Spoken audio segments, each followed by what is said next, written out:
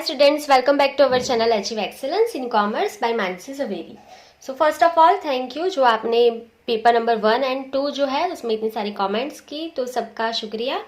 सो आज हम गाला का पेपर नंबर 3 एंड 4 जो है उसके एमसीक्यू सॉल्व करने वाले हैं। तो शुरू करेंगे question number 1। In which account and on which side the share of partners share profit is recorded under the fluctuating capital account method। तो पहले आपको ये पता होना चाहिए कि fluctuating account method क्या है। तो ये क्वेश्चन 1 मार्क्स में भी आ सकता है, तो उसके लिए जैसे कि आपको पता ही है मैं पूरा आपको सिखाऊंगी, सिर्फ एमसीक्यू का सॉल्यूशन नहीं सिखाने वाली हूँ। चलो, तो मेथड टू मेंटेन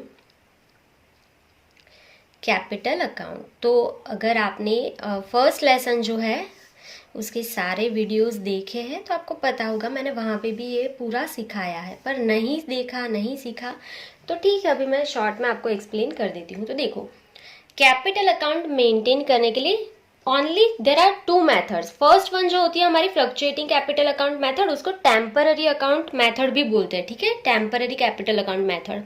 और दूसरी होती है फिक्स कैपिटल अकाउंट मेथड। देखो, कैपिटल 2 ही तरीके से फर्म में रखा जाता है, या तो वो फ्लक्चुएटिंग होगी या तो वो फिक्स होगी। तो सबसे पहली होती है फ्लक्चुएटिंग, और उसका मतलब क्या है, टेम्पररी भी हो सकता है, टेम्पररी दोनों जो है लर्न रख लेना नेम। फ्लक्चुएटिंग मतलब टेम्पररी कैपिटल अकाउंट मेथड, ठीक है, ये टेम्पररी होती है। और दूसरी जो होती है वो होती है फिक्स्ड कैपिटल अकाउंट मेथड। सो यहाँ पे आपको नेम देख के पता चल गया होगा कि ये जो है आपकी पहली वो फिक्स कैपिटल है, ठीक है, ये फिक्स है, और ये फ्लक्चुएटिंग है, मतलब ये टेम्पररी कैपिटल होती है। तो दोनों में लर्न क्या करना है, तो देखो जब भी आपकी कैपिटल टेम्पररी होगी मतलब फ्लक्चुएटिंग होगी, फ्लक्चुएटिंग का मतलब क्या है, वो इंक्रीज डिक्रीज हो सकती है कैपिटल, ठीक है। तो यहाँ पे एक ही अकाउंट बनता है, एमसीक्यू में या 1 मार्क्स के सेंटेंस में हर बार ये आ सकता है कि फ्लक्चुएटिंग कैपिटल अकाउंट में कितने अकाउंट्स बनते हैं। तो there are only 1 account is prepare and that is capital account of partners, ठीक है। एक ही अकाउंट यहाँ पे बनेगा, पार्टनर के कैपिटल अकाउंट, क्योंकि यहाँ पे जो कैपिटल है वो टेम्पररी होती है, वो चेंज हो सकती है।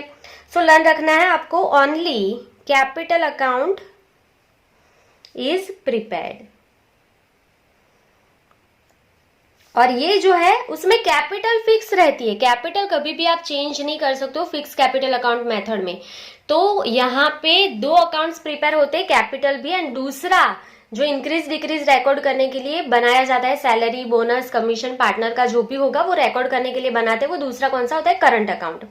तो अगर आपको इसका डीपली एक्सप्लेनेशन चाहिए तो चैप्टर 1 उसका पार्ट 1 देख लेना, वहां पे मैंने सारा जो है वो एक्सप्लेनेशन दिया ही है। अभी मैं इतना डीपली नहीं सिखाऊंगी। तो सिर्फ क्या लर्न रखना है कि फिक्स कैपिटल अकाउंट मेथड में आपको 2 अकाउंट बनेंगे, 2 अकाउंट्स आर प्रिपेयर्ड। पहला होता है पार्टनर्स कैपिटल अकाउंट एंड दूसरा होता है पार्टनर्स करंट अकाउंट, क्योंकि कैपिटल जो है वो फिक्स रहती है यहाँ पे, ठीक है। तो सैलरी बोनस कमीशन वो सारी चीजें, इंटरेस्ट, वो सब रिकॉर्ड कहाँ पे होता है, करंट अकाउंट में रिकॉर्ड होता है, फिक्स कैपिटल अकाउंट मेथड में। अभी तीसरी चीज यहाँ से लास्ट ये भी आ सकती है कि इसका डेफिनेशन 1 मार्क्स में, व्हाट इज फ्लक्चुएटिंग और temporary account capital account method, या तो what is fix capital account method. तो मैं आपको डेफिनेशन भी लिख के दे देती हूँ ताकि आपका पूरा कॉन्सेप्ट ये टॉपिक का खत्म हो जाए। चलो तो देख लो, तो ये जो है वो फ्लक्चुएटिंग है, उसका मतलब क्या है कि ओपनिंग एंड क्लोजिंग बैलेंस जो होता है ना कैपिटल का, वो फ्लक्चुएटिंग होता रहेगा, मतलब उसमें इंक्रीज डिक्रीज हो सकता है, तो ये फ्लक्चुएटिंग है।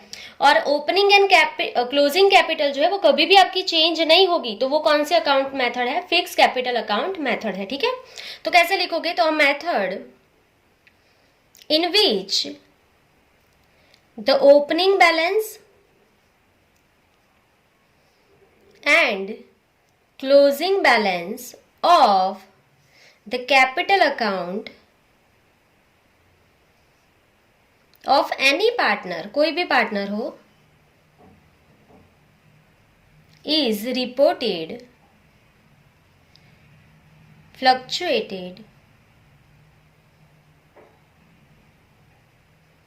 is known as फ्लक्चुएटिंग और टेम्पररी कैपिटल अकाउंट मेथड। बहुत सिंपल है, आगे का खुद लिख लेना। तो method in which the opening and closing balance of the capital account of any partner is fluctuated, मतलब वो इंक्रीज डिक्रीज हो रही है, तो वो क्या है, फ्लक्चुएटिंग मतलब टेम्पररी कैपिटल अकाउंट मेथड है। ठीक है, और यहाँ पे आपका ओपनिंग एंड क्लोजिंग बैलेंस जो है वो फिक्स रहेगा, चेंज नहीं होगा। तो वो कौन सी मेथड है, फिक्स कैपिटल अकाउंट मेथड है। तो यहाँ पे हम लिखेंगे, इसका डेफिनेशन अगर आया एग्जाम में तो क्या लिखोगे, a method of partners capital under which no changes is reported, no change is reported in opening balance and closing balance of partners capital account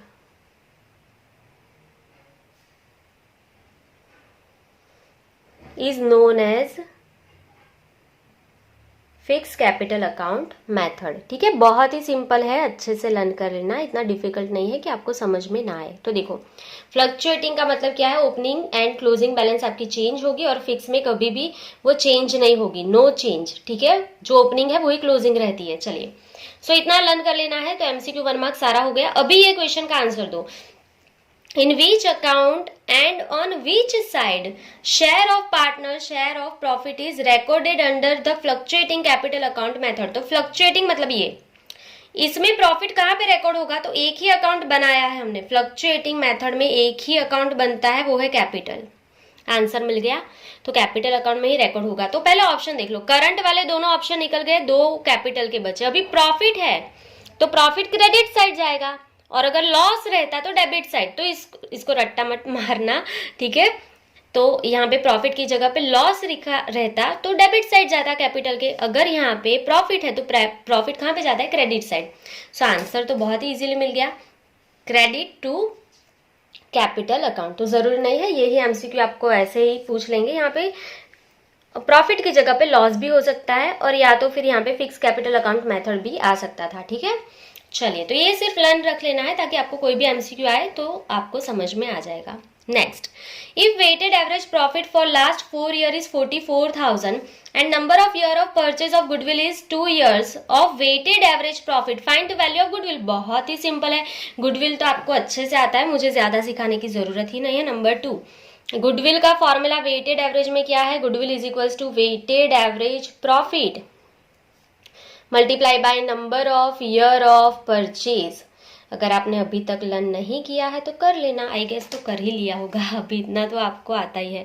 so 44,000 into number of year of purchase is 2 years. So 44,000 into 2 is 88,000 rupees.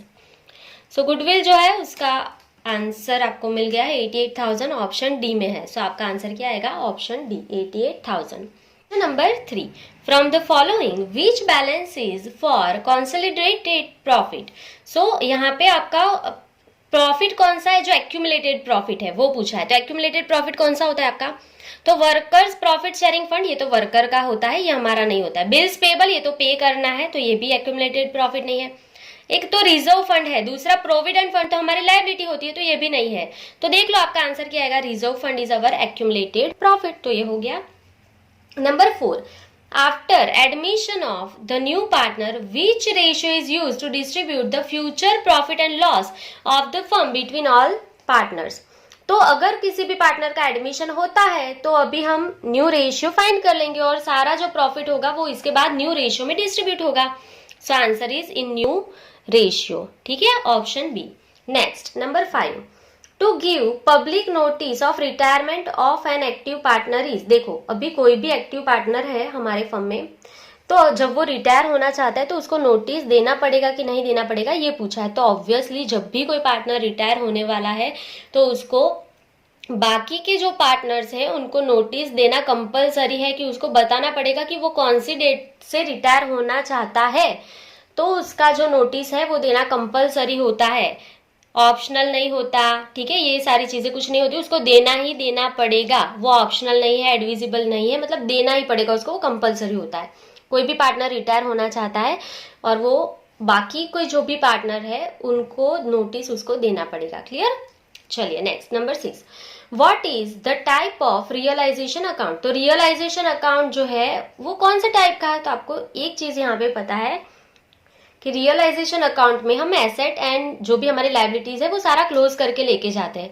तो asset जहां पे close होती है वो कहाँ पे आता है, तो बैलेंस शीट में नहीं आता है, पर्सनल तो नहीं आता है, जो एसेट है वो कहाँ पे आता है, नॉमिनल में तो एक्सपेंस एंड इनकम आती है, तो एसेट कहाँ पे जाती है, रियल में।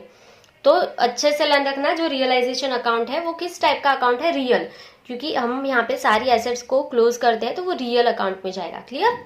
चलिए number 7, when all partners agree to dissolve the firm, partnership firm can be dissolved is called। देखो अगर सारे पार्टनर एग्री है कि हाँ डिसॉल्यूशन कर देना है तो वो कौन सा होगा, वॉल्यूंटरी डिसॉल्यूशन। अगर सारे पार्टनर एग्री है तो कोर्ट आएगा ही नहीं, कंपलसरी भी नहीं आएगा, कॉन्ट्रैक्ट भी नहीं आता, डिसॉल्यूशन बाय कोर्ट भी नहीं आएगा। वॉल्यूंटरी डिसॉल्यूशन अगर सारे पार्टनर एग्री हो गए हैं तो वॉल्यूंटरी डिसॉल्यूशन होता है। क्लियर। अगर नहीं पता है तो चैप्टर 7 में मैंने वीडियो अपलोड किया है डीपली थियोरी के लिए, वहां पे चेक कर सकते हो। Number 8, when was separate law for the company first made in India. सबसे पहले सेपरेट लॉ कंपनी के लिए इंडिया में कब बना था, तो ये साल आपको लर्न कर लेना है। 1956 में ये लॉ बना था, 1956। ये जो है आपको शेयर कैपिटल स्टार्ट होगा वहां पे शायद फर्स्ट पेज पे ही दिया होगा, चेक कर लेना। 1956 में सेपरेट लॉ जो है कंपनी के लिए इंडिया में पहली बार बना था। ठीक है, अभी तो हम कंपनीज एक्ट 2013 फॉलो करते हैं, पर पहली बार जो बना था वो 1956 है, लर्न कर लेना। चलिए next number 9, as per voting right how many vote can be given by debenture holder. अभी यहीं से स्टॉप कर दो, रीड करना आगे। डिबेंचर होल्डर कभी भी वोट कर सकते हैं क्या, कंपनी में कभी भी नहीं कर सकते। कंपनी में वोट करने का, वोटिंग का राइट सिर्फ उसके ओनर को होता है, और कंपनी के ओनर जो होते हैं वो शेयर होल्डर होते हैं। डिबेंचर होल्डर कभी भी कंपनी के ओनर नहीं होते हैं। क्लियर। तो ओनर जो है ही नहीं उसको वोटिंग का राइट तो होगा ही नहीं। तो देखो कैसे कैसे यहाँ पे ऑप्शन दिए, 1 डिबेंचर 1 वोट पर पर्सन, 100 डिबेंचर हो तो 1 वोट कर सकता है, कुछ भी नहीं होता है, कुछ कोई भी वोटिंग नहीं कर सकता वो। अगर उसके पास डिबेंचर है तो उसको वोटिंग का राइट होता ही नहीं है कंपनी में। ठीक है, सिर्फ शेयर होल्डर जो है वो वोट कर सकते हैं, डिबेंचर होल्डर को वोटिंग का कोई भी राइट नहीं होता है। सो गलती से कुछ भी टिक करके अलग मत टिक करके आ जाना।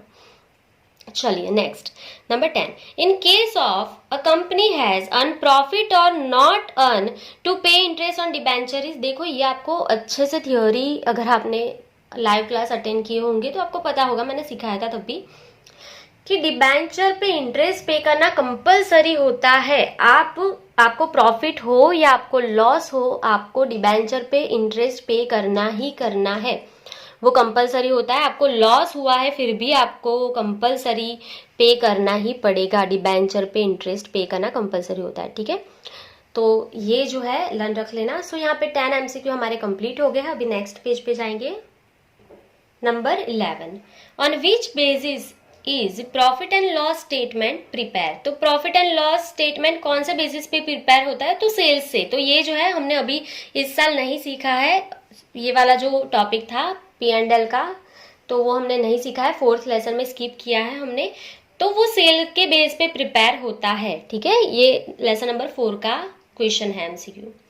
Ratios help to make which judgment about firms financial performance। So यहाँ पे क्या बोला है कि रेशियो की हेल्प से आप क्या जज कर सकते हो, तो सोशली जज कर सकते हो, पॉलिटिकल, प्राइमरी या क्वालिटेटिव। तो ऑब्वियसली क्वालिटेटिव, सोशली जज नहीं करेंगे, पॉलिटिकल नहीं होगा, प्राइमरी भी नहीं आएगा। Next 13, generally in what proportion is liquid ratio desirable. So liquid ratio जो है उसका बेस्ट प्रपोर्शन कौन सा है ये पूछा है। तो लिक्विड रेशियो 1:1 होता है, ये मैंने प्रीवियस लेक्चर में भी सिखाया था, पार्ट 1 ये जो इसका है वीडियो 1 उसमें सिखाया था। जितनी जल्दी डेटर्स पैसे देते हो उतनी जल्दी क्रेडिटर्स को पैसा पे करना होता है ना, तो इसके लिए 1:1 इज डिजायरेबल, मतलब बेस्ट रेशियो है। और अगर यहाँ पे लिक्विड की जगह पे करंट होता, अगर करंट रेशियो होता तो उसका बेस्ट प्रपोर्शन है 2:1। क्लियर। और लिक्विड रेशियो का 1:1। चलो लर्न कर लेना, दोनों आते हैं आपको। Next, amongst all asset of the business blank is the most liquid asset। अगर आपके पास ये सारी एसेट है तो उसमें से बेस्ट लिक्विड, सबसे ज्यादा लिक्विड एसेट्स कौन से है? तो देखो सपोज आपको ये पेन परचेज करनी है और ये 20 रुपीज की है, आपको परचेज करनी है। आपके पास क्या है अभी? देखो अब आपके पास इन्वेस्टमेंट है, तो इन्वेस्टमेंट सेल करके आओगे, फिर ये पेन परचेज करोगे। आपके पास अभी कुछ भी नहीं है, इन्वेस्टमेंट है आपके पास, तो सेल करके आओगे, ये पेन लोगे, टाइम लगेगा। स्टॉक है, आपकी कोई शॉप है और उसमें स्टॉक है, उसको सेल करोगे, फिर ये पेन लेने आओगे तो भी टाइम लगेगा। आपके पास कैश है, अगर आपके पास अभी कैश है, अभी देखो अवेलेबल है आपके पास अभी 20 रुपीज, तो क्या करना है आपको? तो 20 रुपीज लेके आओ और ये पेन लेके जाओ। तो कैश सबसे ज्यादा लिक्विड है, सबसे जल्दी पेन मिल जाएगी। अगर जिनके पास कैश है उनको सबसे जल्दी ये पेन मिल जाएगी। समझ में आ गया? तो कैश जो है वो मोस्ट लिक्विड एसेट है। बिल्स रिसीवेबल मतलब किसी के पास पैसा लेना है बिल्स का, तो वो जब देगा तब देगा ना, अभी थोड़ा देगा। तो सबसे ज्यादा जल्दी अगर आपके पास कैश है तो आप कोई भी चीज परचेज कर सकते हो, तो ये सबसे ज्यादा लिक्विड है। क्लियर? चलिए next, which of the following transaction is always transaction of operating activity.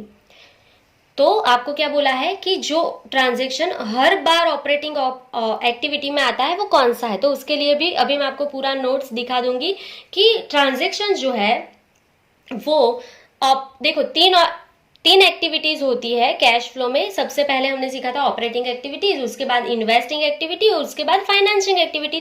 Cash flow की 3 एक्टिविटी होती है। तो ये जरूरी नहीं है कि यहाँ पे ऑपरेटिंग एक्टिविटी का क्वेश्चन है तो बोर्ड में भी यही होगा, आपको इन्वेस्टिंग या फाइनेंसिंग का भी आ सकता है। तो इसके लिए हम पूरी नोट यहाँ पे लर्न कर लेंगे। तो देखो transactions which are always included in, एक ही बार में हेडिंग लिख रही हूं। तो आपको क्या पूछा है कि ट्रांजेक्शन ऐसे कौन से जो हर बार, नंबर 1 ऑपरेटिंग एक्टिविटी में आते ही आते हैं, ऑपरेटिंग एक्टिविटीज। तो ऑपरेटिंग एक्टिविटीज में हर बार जो ट्रांजेक्शन आएंगे वो होते हैं salary, wages, bonus, employee welfare expenses etcetera. तो ये जो है वो हर बार ऑपरेटिंग एक्टिविटीज में ही आते हैं, ये लर्न कर लेना है। Salary, wages, bonus and employ welfare expense, ये हर बार ऑपरेटिंग एक्टिविटीज ही कहलाएंगे। नंबर 2 हमारा कौन सा है? Investing activity. तो इन्वेस्टिंग एक्टिविटीज, तो क्वेश्चन क्या हो सकता है? Transaction which are always included in investing activities, ऐसे कौन से ट्रांजेक्शन है जो हर बार इन्वेस्टिंग एक्टिविटीज ही होगा।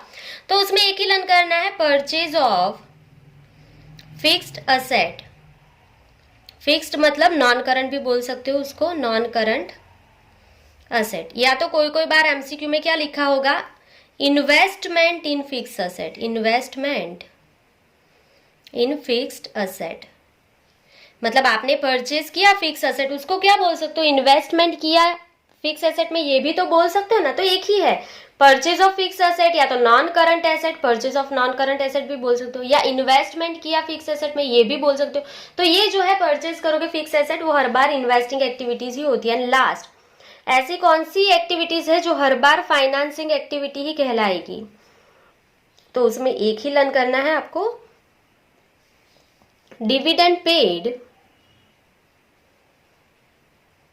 ऑन, डिविडेंड किस पे होता है? शेयर पे। So dividend paid on share capital. So अगर आप शेयर पे डिविडेंड पे करोगे तो वो हर बार फाइनेंसिंग एक्टिविटी ही होगी। तो बस इतना लर्न कर लो तो आपका पूरा कंप्लीट यहाँ पे हो जाएगा। बस इतना ही आपको लर्न करना है। क्लियर? तो अभी हम अपना क्वेश्चन रीड कर लेंगे। So which of the following transaction is always transaction of operating activity. Operating activities का ट्रांजेक्शन कौन सा होगा? तो salary, wages, bonus and employ welfare expense. तो यहाँ पे कौन सा है? सैलरी एक्सपेंस दिया है, तो आपको आंसर मिल गया डी। ठीक है, सैलरी एक्सपेंस। तो ये हमारा पेपर नंबर 3 कंप्लीट हो गया है। आई होप कि आपको पूरा समझ में आ गया है।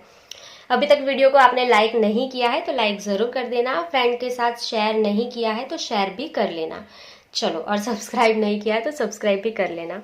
चलिए, सो पेपर नंबर 4 स्टार्ट करेंगे। Question number 1, debit balance of profit and loss appropriation account means, तो ये तो आपको आता ही है। Debit balance of P and L appropriation account. अगर डेबिट, देखो P and L appropriation account से आपको क्या मिलता है, डिविजिबल प्रॉफिट या लॉस मिलता है, डिविजिबल प्रॉफिट या लॉस। और डेबिट बैलेंस है तो आपको पता ही है डेबिट बैलेंस किसका होता है, लॉस का, तो डिविजिबल लॉस मिलेगा। क्वेश्चन ये आ गया कि क्रेडिट बैलेंस क्या है, credit balance of P and L appropriation account. तो आपको पता होना चाहिए कि पी एंड एल एप्रोप्रिएशन में जो मिलता है वो डिविजिबल प्रॉफिट एंड लॉस ही होता है। सो क्रेडिट बैलेंस है तो वो किसका होता है, प्रॉफिट, तो ये प्रॉफिट होगा, डिविजिबल प्रॉफिट, क्रेडिट बैलेंस मतलब। क्लियर। तो यहाँ पे देख लो debit balance of P and L appropriation account, तो ग्रोस प्रॉफिट, ग्रोस लॉस तो आएगा ही नहीं क्योंकि ग्रोस प्रॉफिट तो ट्रेडिंग में से मिलता है। आप ऑप्शन देखो ना तो ही समझ में आ जाएगा, ये तो ट्रेडिंग का होता है, तो ये दोनों में से ही आएगा। अगर डेबिट बैलेंस है तो क्या है, लॉस है, अगर क्रेडिट रहता तो आंसर क्या आता, प्रॉफिट आता। ठीक है, चलिए नेक्स्ट। सुपर प्रॉफिट मीन्स, तो सुपर प्रॉफिट का जो फॉर्मूला है, आई होप आपको अभी तक लर्न हो गया होगा, गुडविल का सारा जो कॉन्सेप्ट है और सारे जो आपके स्टेप है आपने लर्न कर लिए होंगे। सो सुपर प्रॉफिट का फॉर्मूला आपका यहाँ से क्या होगा, average profit minus expected profit. Option में देख लो कहाँ है, ऑप्शन सी। सुपर प्रॉफिट का फॉर्मूला क्या होता है, average profit minus expected profit, तो आपका आंसर है C. Clear. Next, after making changes in the P and L ratio, gain of X is 1/10 and gain of Y is 1/10, then find out sacrifice of Z. देखो x को gain हुआ, Y को gain हुआ, Z का sacrifice find करना है। Number 3, तो sacrifice of Z, sacrifice Z ने कितना किया होगा, ये दोनों को जितना मिला उतना, तो दैट्स इट। तो gain of X plus gain of Y, ये दोनों को जो गेन हुआ है वो किसने दिया है, जेड ने, तो दोनों का टोटल कर लो तो आपको सेक्रीफाइस ऑफ जेड मिल जाएगा। तो 1/10 एक्स को गेन हुआ है और वाई को कितना हुआ है, 1/10। सो डिनोमिनेटर इक्वल है तो ऊपर का टोटल करो, 1 + 1 2/10, तो जेड ने कितना सेक्रीफाइस किया है, 2/10, आंसर मिल गया सी। दैट्स इट, बहुत ही सिंपल था। Next, number 4, balance of general reserve is transfer to which account at the time of admission of a new partner. अगर कोई न्यू पार्टनर आ रहा है तो जनरल रिजर्व कौन ले लेंगे, सारे ओल्ड पार्टनर ले लेंगे कैपिटल अकाउंट में। ये हमने सीख लिया है, बहुत बार मैंने एक्सप्लेन किया है। तो जनरल रिजर्व जो है वो ओल्ड पार्टनर लेंगे कैपिटल अकाउंट में। ठीक है, न्यू पार्टनर को इसमें से कुछ भी नहीं मिलेगा। जनरल रिजर्व का पैसा कोई पार्टनर आ रहा है तो वो पुराने पार्टनर्स का होता है, वो पुराने partners old P and L ratio में लेंगे ये। ठीक है, कभी कभी रेशियो भी पूछते हैं तो old P and L ratio में ओल्ड पार्टनर ले लेते हैं। क्लियर।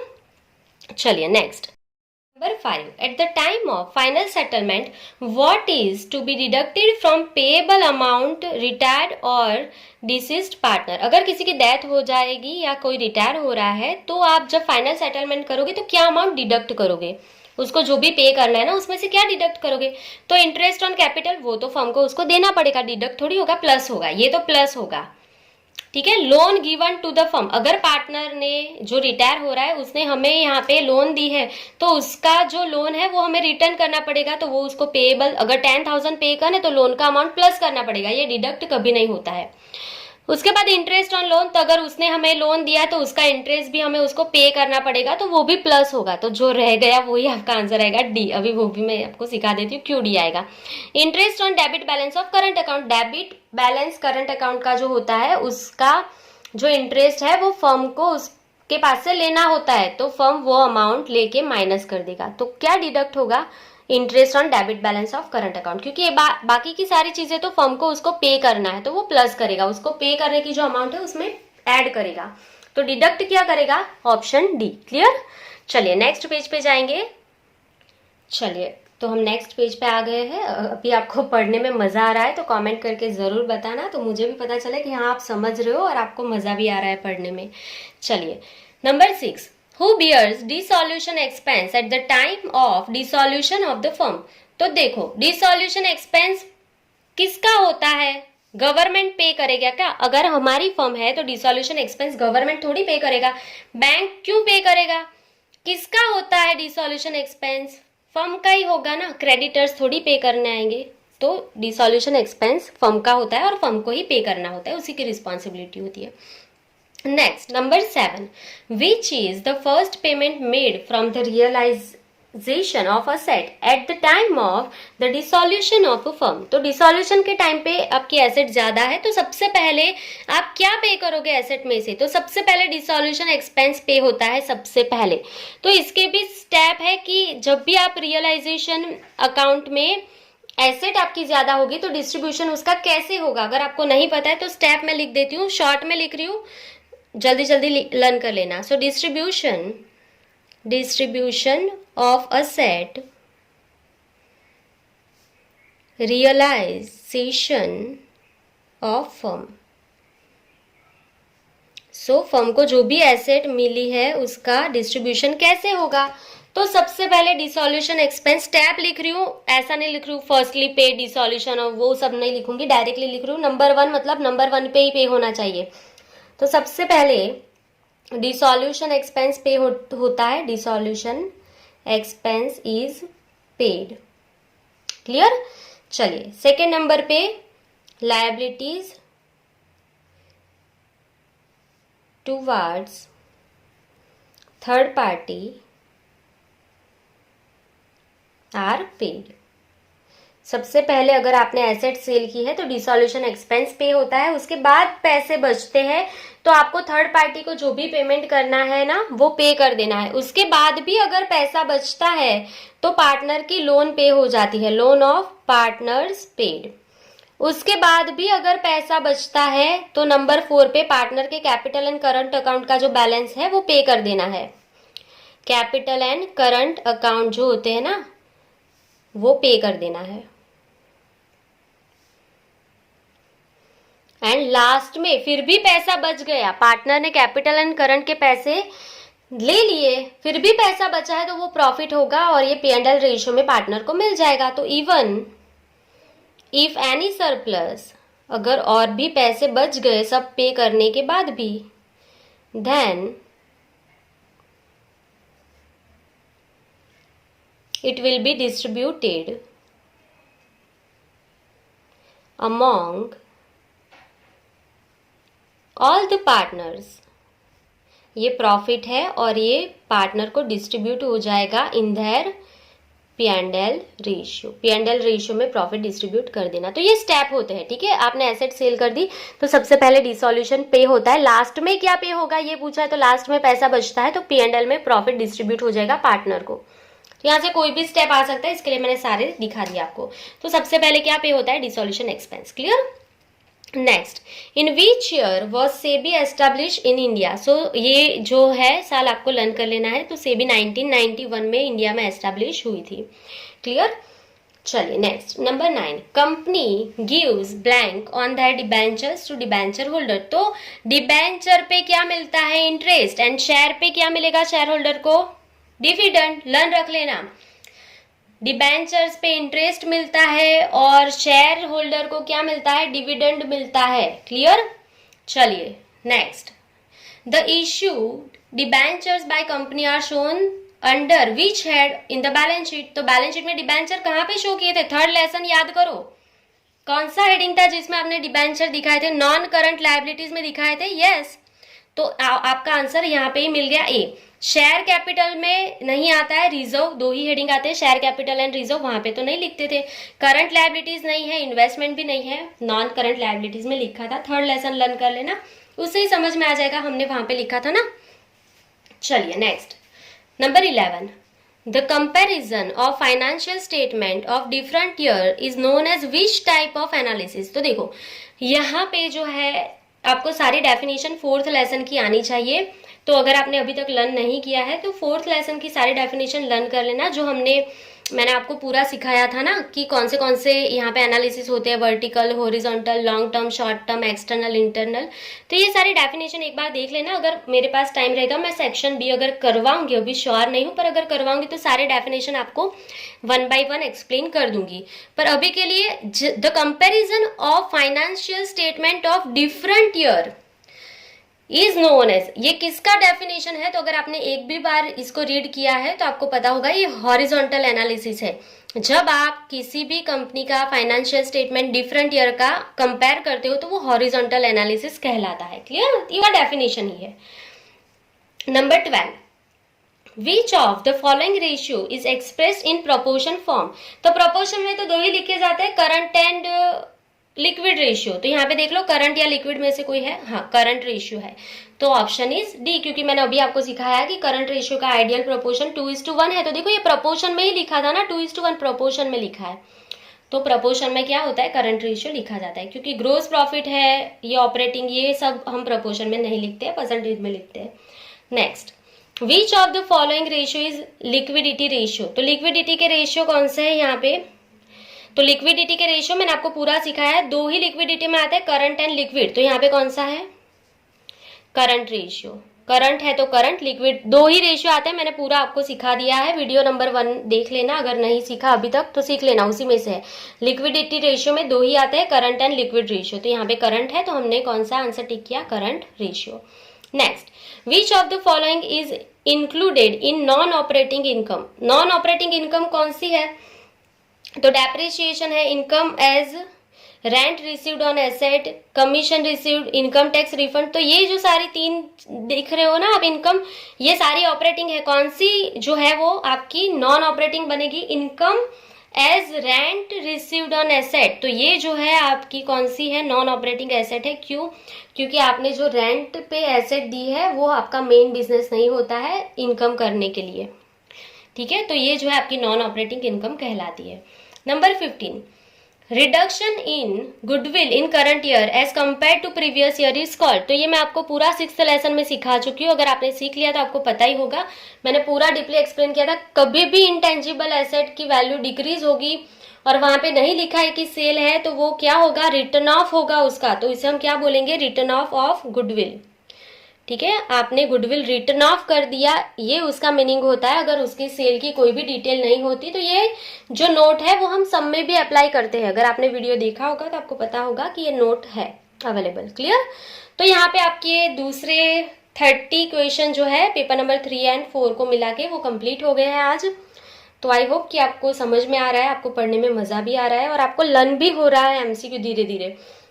तो अगर आपको अच्छा लग रहा है कमेंट जरूर करना, वीडियो को लाइक नहीं किया लाइक जरूर कर देना, फ्रेंड के साथ शेयर करना, सब्सक्राइब नहीं किया है तो कर लेना।